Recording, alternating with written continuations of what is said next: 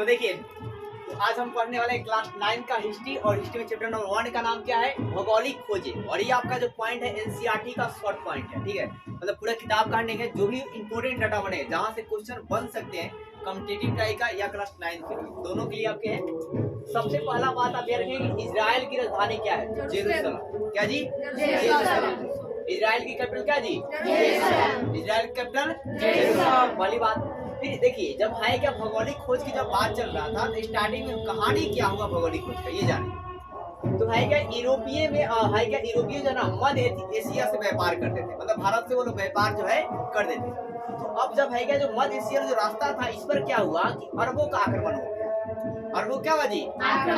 Attack लोग कर दिए। अब जब अटैक किए ना, तो जो यूरोपीय लोग थे ये हार गए। ये क्या जी? हार गए। हालांकि यूरोपीय बहुत पावरफुल थे, फिर भी क्या जी? हार गए। अब ये दूसरा रास्ता ढूंढे।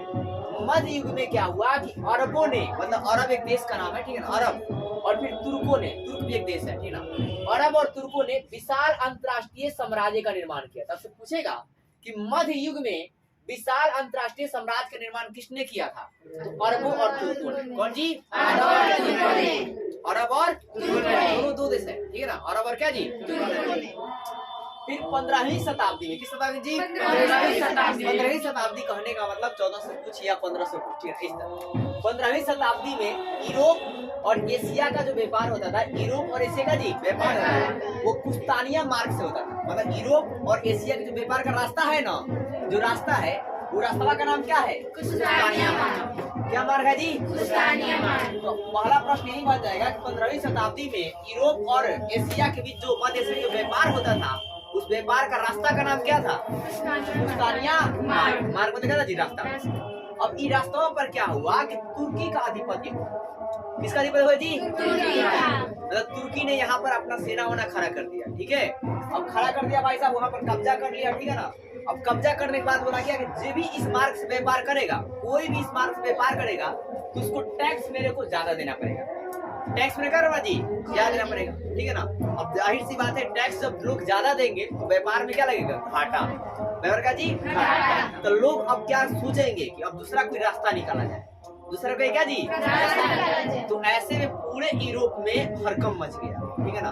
पूरे यूरोप का यूरोप एक बहुत बड़ा देशों का संगठन है। जैसे यूरोप में इटली भी है, जर्मनी भी है, फ्रांस भी है, ठीक है ना, पुर्तगाल भी है, स्पेन भी है, बहुत सारे देश यूरोप के अंतर्गत हैं। यूरोप को मतलब बहुत बड़ी कंट्री कहा जाता है।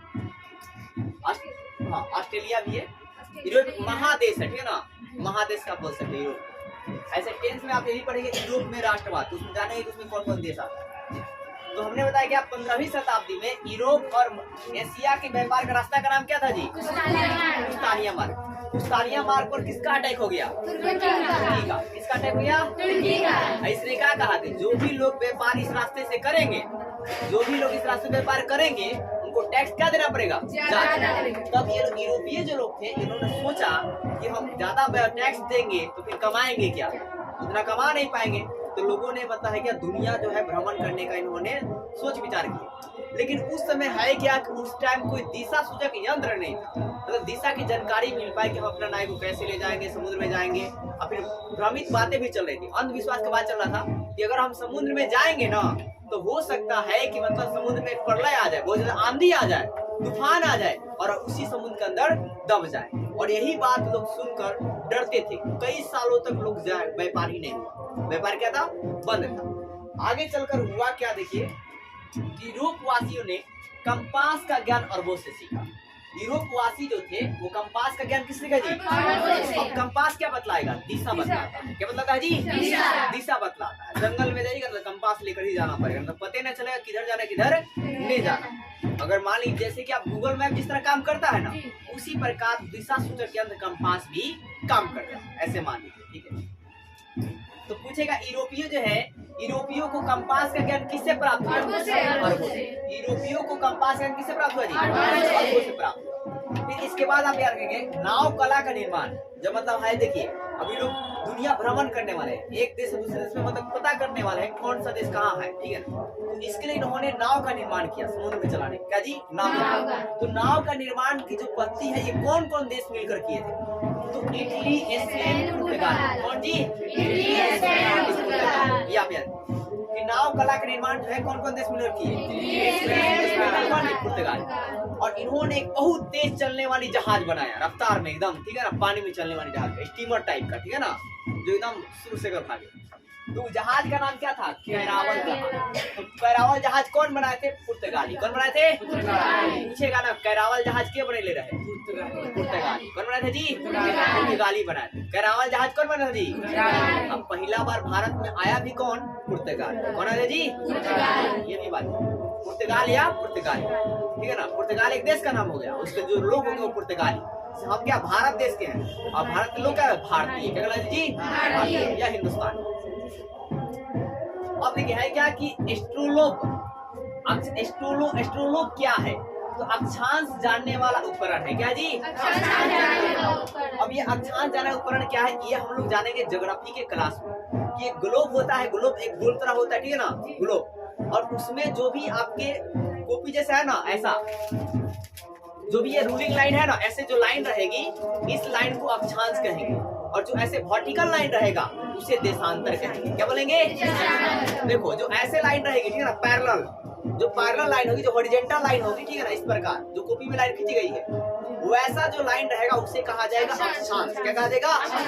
और जो ऐसे लाइन रहेगा इस प्रकार वर्टिकल लाइन, तो इसको कहा जाएगा देशांतर। ये सारी बात हम लोग ज्योग्राफी में पढ़ेंगे अच्छे से, कि अक्षांशों की संख्या कितनी होती है, देशांतर की संख्या कितनी होती है। अक्षांश, ठीक है ना, विषुवत रेखा क्या होता है, ठीक है, कर्क रेखा क्या होता है, मकर रेखा क्या होता है, ये क्लास होगी ज्योग्राफी के। यहाँ पे एक वर्ड था इसलिए आपको जानना पड़ेगा कि एस्ट्रोनोम क्या होता है।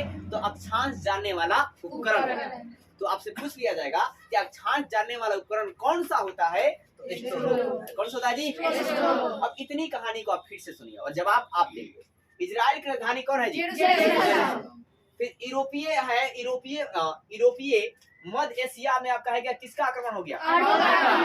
तो ये यूरोपीय क्या हुए? हार गए। क्या हुए जी? कट मार मतलब भाई साहब हार गए, समझे ना। फिर मध्य युग में मध्य युग में अंतरराष्ट्रीय साम्राज्य का निर्माण किसने किया? फिर 15वीं शताब्दी में यूरोप और एशिया का व्यापार किस मार्ग से होता था? अब कुस्तानिया मार्ग पर किसका आधिपत्य हो गया? अब तुर्की का आधिपत्य हो गया। तो जो इस मार्ग से जाते थे तो तुर्की ने क्या किया? टैक्स को बढ़ा दिया। अब टैक्स बढ़ा दिया तो यूरोपीय क्या पड़ गए? सोच में पड़ गए भाई साहब, घाटा लगने लगी। तब तक यूरोपियों ने क्या किया? अब यूरोप वासियों को कंपास का ज्ञान किससे प्राप्त हुआ? फिर नाव कला का निर्माण जो है कौन कौन देश किया? अब फिर एकदम तेज चलने वाली जहाज कैरावल का निर्माण कौन किया? पुर्तगाल ने किए। फिर एस्ट्रोनोम क्या है? उल्टा पूछे, अक्षांश जानने वाला उपकरण क्या है? अब आगे कहानी देखिए। अब आगे कहानी होता है क्या कि भाई साहब ये अपने जहाज तो बना लिए ना जी, कैरावल तेज चलने वाली, फुट फुट भागेगी, ठीक है। तो अब जहाज बना लिए। यूरोपियों ने अटलांटिक और भूमध्य सागर में, अटलांटिक सागर कौन जी? भूमध्य सागर। सागर में समझ ना, बहुत बड़ा समुद्र, समझे, उसमें इन्होंने अपना जहाज को उतारा। क्या क्या जहाज को? क्या जी? जहाज बन गई है भाई साहब। अब जहाज को पानी में उतार दिया। कहाँ उतार दिए? अब पानी में उतार दिए तो पूरा मजा करेंगे भाई साहब, इधर उधर घूमेंगे ना पूरा। अब कोई इधर जाएगा कोई इधर जाएगा, लेकिन मेन मुद्दा था इनका जाना भारत। कहाँ जाना जी? लेकिन होगा क्या, दिक्कत हो जाएगी। बीच में कौन परेशान कर दिया यार। बता रहे थे क्या, यूरोपियों ने अटलांटिक और भूमध्य सागर में क्या किए? जहाज। पूछ लेगा सवाल, यूरोपियों ने अपना जहाजवा पहली बार कहाँ उतारा? अटलांटिक और भूमध्य सागर में। कहाँ उतारा जी? जहाज उतर गया भाई साहब। अब ये लोग इधर उधर घूमेंगे। सबसे पहले नाम पुर्तगाली एक थे जिनका नाम था, पुर्तगाली एक व्यापारी थे जिनका नाम था बर्थोलोमियो डियाज। क्या नाम था जी? इनसे कहा गया कि भाई ये जाइए आप भारत की खोज पर निकलिए। तो इस समुद्र में गए, अब पहुंचा भाई साहब, कहाँ जाए किधर जाए, अपनी नाव को एकदम ऐसे ही स्टार्ट करिए, ठीक है ना, जिधर जाए जाते रहे भाई साहब। तो बस ये मतलब थोड़ा बहुत ही पढ़े हो रहे थे भारत के बारे में, लेकिन नहीं जान पाए। तो ये कहाँ तक पहुंच पाए ये जानिए। तो ये कैप ऑफ गुड होप तक पहुंच पाए। कैप ऑफ गुड होप का मतलब क्या है? उत्तम आशा अंतरिक्ष एक जगह है, ठीक है, यहाँ तक क्या जी पहुंच पाए, ठीक है। तो इसके बाद इनको कुछ बुझाया नहीं है, बोले रात होते हुए भाई साहब मारे जाएंगे फालतू में, कोनो मतलब क्या बोलते हैं, कोई बड़ी मछली आके निकल जाएगी मेरी जहाज में, दिक्कत हो जाएगा। तो लौट के फिर वापस लड़का जी वापस इनसे कुछ खोजे नहीं, लेकिन स्टार्टिंग यही की, ठीक है। फिर आगे चलकर कुछ दिन बाद अब हुआ क्या, ध्यान दीजिएगा कि देखिए ये बात कब की है, तो 1448 की। कब की है जी? 1448। कब की बात है? 1448। तो पूछा जाएगा आपसे उत्तम आशा अंतरिक्ष की खोज किए कैले रहे? कौन किए थे? और कब किए थे? कब किए थे जी? कांची के रास्ता से किए थे? समुद्र के रास्ता से। किस तरह जी? पूछेगा कुछ ऑप्शन देगा, स्थलीय मार्ग, जलीय मार्ग, दोनों कोई नहीं। कौन सा मार्ग? समुद्री मार्ग से, जलीय मार्ग से। ठीक है, तो ये भी आप ध्यान देना, मतलब कंसेप्ट पढ़ना है, क्वेश्चन को कैसे घुमा के देता है। ठीक है, अब आपसे ये भी पूछ सकता है, इंग्लिश भी बोल देगा एग्जामिनर, बोलेगा क्या कि कैप ऑफ गुड होप की खोज कौन किए थे? बार्थोलोमेओ डियाज। ठीक है, यह पता किए थे, हालांकि खोज नहीं कहा गया, पता कहा लाएगा। ठीक है ना, इन्होंने पता किया। ये तो जगह पहले से थी, खोजा थे ना, भुलाए थोड़ी ना था ये जगह। तो अब आगे देखिए, आगे चलकर था, नाम था क्रिस्टोफर कोलंबस। क्या जी? क्रिस्टोफर क्या जी? कोलंबस। कोलंबस जी का ये भी कई बार पूछा गया है कि कोलंबस जी का पूरा नाम क्या है? तो क्रिस्टोफर क्या जी? कोलंबस। Christopher Columbus. अब ये भाई साहब ये था 1400 क्या जी 48। अब भुला गए, सब लोग सोचे लगे भाई साहब ये लौट के आ गए, ये बहुत बड़े तेज तराक आदमी थे, तो हम भी जाएंगे तो ईमान में नहीं जाएंगे, कहीं डूब जाएंगे, मर जाएंगे। तो लगभग देख लीजिए, ये जो भाई बहुत साल बाद बीत गया, लगभग आप मान के चलिए 40 साल, लगभग 40 साल बाद बीतने के बाद 1492 में 1400 कब जी? 92 में। कितना साल बाद देखे तो 50 साल नो जी, लगभग 50 साल बाद क्या हुआ, व्यापारी एक आए, कौन? क्रिस्टोफर कौन जी? कोलंबस। और कोलंबस जी भाई साहब अब बोले हम ही स्टार्ट करते हैं। अब ये अपना जहाज निकाले भाई साहब, निकले एकदम सुर। अब चलते गए और ये भाई साहब कहाँ पहुंच गए? तो ये मतलब दो इलाका था, एक इधर था एक उधर था। एक इधर क्या होगा? पश्चिम, और इधर क्या होगा? पूरब। तो ये पहुंच गए पश्चिमी भाग। तो पश्चिमी भाग को इन्होंने क्या किया? West Indies. क्या जी? West Indies. और पूर्वी भाग को कहा गया ईस्ट इंडीज। क्या जी? East Indies. वेस्ट इंडीज के नाम पर ही भारत में बनाई गई एक congress company, east India company. क्या जी? East India company. ये बात हम लोग आगे चल के पढ़ेंगे, ईस्ट इंडिया कंपनी। तो ये इन्होंने ध्यान दी, इन्होंने ईस्ट इंडीज नहीं कहा, इन्होंने क्या कहा? ये बोला भाई साहब अमेरिका को रेड इंडिया। क्या जी? Red India. क्या जी? Red India. तो आपसे मतलब प्रश्न क्या पूछे जाएंगे कि रेड इंडियन की खोज जो है या पता कौन लगाया? तो कोलंबस। फिर आपसे ये भी पूछा जाएगा कि अमेरिका का भी पता कौन लगाया? तो कोलंबस। एकदम सीधे से प्रश्न पूछे जाएंगे, थोड़ा भी घुमाया नहीं जाएगा। अमेरिका का खोज कौन लगा जी? कोलंबस। कब लगाए? तो 1492। तो ये छोटी छोटी बातें अभी से अगर आप याद करेंगे तो आपका जीके आहिस्ता आहिस्ता तैयार होते रहेगा। इसी में आप देखेंगे तो लगभग 20 जीके तैयार हो जाएंगे सिर्फ आज ही क्लास। ठीक है, अब आगे चलकर देखिए आगे क्या हुआ भाई साहब। ये तो मतलब देखिए ऐसा मतलब कहा, देखिए अब ये जो है ना, इसके बाद जो है 1498 कितना है? 1400 क्या जी? कितना साल हो गया? 6 साल। तो लगभग 6 साल भाई साहब इन्हीं को मान के चलो कि इसी को लगभग क्या होते हैं अमेरिका, मतलब इसी को भारत माना गया। ठीक है, और इससे पहले भी जो है बार्थोलोमेओ डियाज जो है मतलब व्यापार किए थे। ठीक है, और उसमें लगभग 100 सालों तक माना जाता है कि उसको इंडिया माना गया। अब आगे ध्यान दीजिए, वास्को डी गामा जो है आपका है क्या कि ये जो है सोचे कि हम इसके रास्ते से नहीं जाएंगे। किस रास्ते से? कोलंबस के रास्ते से नहीं जाएंगे, क्योंकि भाई ये दूसरे जगह के खोज करती है। ये क्या करते जी? दूसरे जगह पता करती है। तो इसलिए इन्होंने कहा बार्थोलोमेओ डियाज बहुत पढ़ाकू था, बहुत चालाक था। ठीक है, तो उसका रास्ता अपनाते हैं। तो उसका रास्ता अपनाए। अब गए पहले कहा तो CGB। तो देखिए कहना था कैप ऑफ क्या जी? Good hope. मतलब कहाँ गए? उत्तर आशा अंतरिक्ष। पहले वास्को डी गामा कहाँ गया? उत्तर आशा अंतरिक्ष गए। ठीक है, यहाँ पे चले गए। अब यहाँ पर चले गए भाई साहब तो शाम हो चुकी थी। क्या हो चुका था? शाम हो चुका था। उसके बाद क्या हुआ कि यहाँ पर इनको मतलब क्या, जैसे यहाँ पर जाते हैं तो चिड़िया को देखते हैं। किसे देखते जी? चिड़िया को। अब वो जो चिड़िया है ये आसमान में उड़ती हुई एक स्थल की तरफ जा रही था। इन्होंने दिमाग लगाया कि चिड़िया उड़कर जाएगी तो पानी में थोड़ी ना बैठेगी, कहीं ना कहीं पेड़ पर बैठेगी। तो जिधर चिड़िया डायरेक्शन करी उधर, ऐसा कहानियों में कहा जाता है, जिधर चिड़िया गई उधर इन्होंने अपने जहाज को लेकर चल दिया। बोले वापस नहीं जाएंगे, आए हैं तो डूबेंगे चाहे मरेंगे, जाएंगे।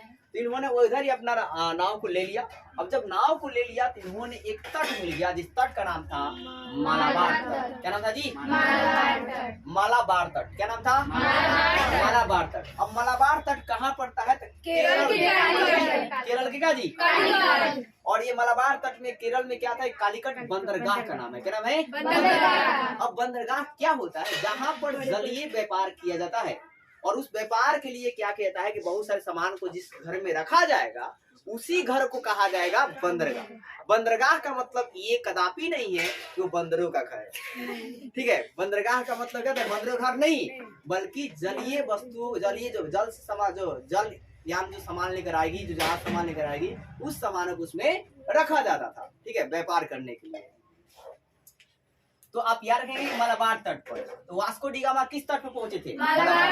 मलाबार तट कहाँ है? केरल के किस बंदरगाह में पहुंचे थे? कालीकट बंदरगाह में। कहाँ जी? कालीकट। अब कालीकट बंदरगाह के पास पहुंचे तो यहाँ के जो स्थानीय राजा होते हैं उन राजा को जमोरीन कहा जाता था। क्या बताया जी? क्या कहता जी?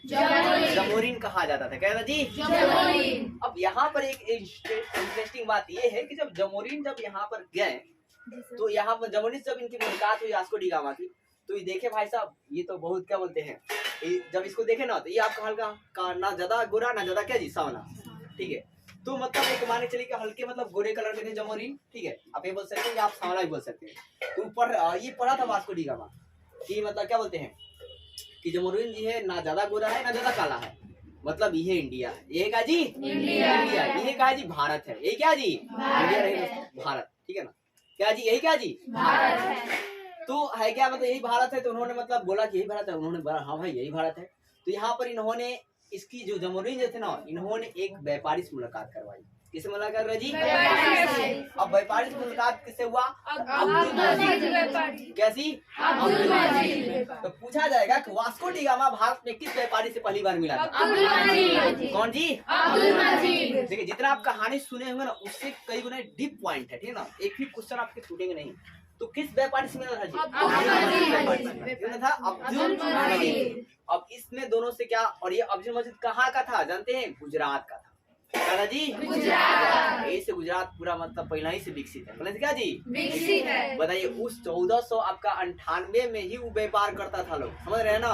तो अब व्यापार के मामले में और भी क्या होगा? ज्यादा होगा।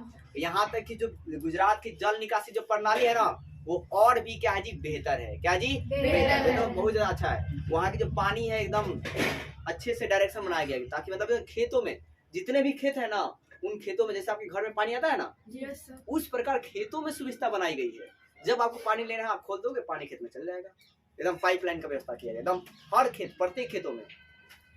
और जहाँ मतलब खेती नहीं भी हो वहाँ भी खेती की सुविधा गुजरात सरकार ने करवा दी है। अब मोदी जी कहाँ करने वाले थे? गुजरात के। गांधी जी कहाँ करने वाले थे? गुजरात के। फिर हमारे अब्दुल मजीद भी व्यापारी कहाँ के थे? गुजरात के।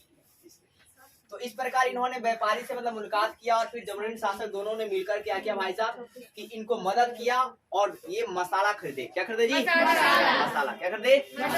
काली मिर्च का व्यापार होता था ज्यादातर उस समय में। तो मसाला खरीदे और मसाला को खरीद कर जब है क्या कि अपने गांव में लेकर गए भाई साहब, अपने देश में यूरोप में लेकर गए, तो उसके बाद जब बेचे तो कितना फायदा हुआ? तो 26 गुना फायदा हुआ। कितना फायदा हुआ जी? किसी भी इंसान को 26 गुना फायदा। मान चलिए कि 10 लाख का खरीदे होंगे तो 26 गुना फायदा हो गया।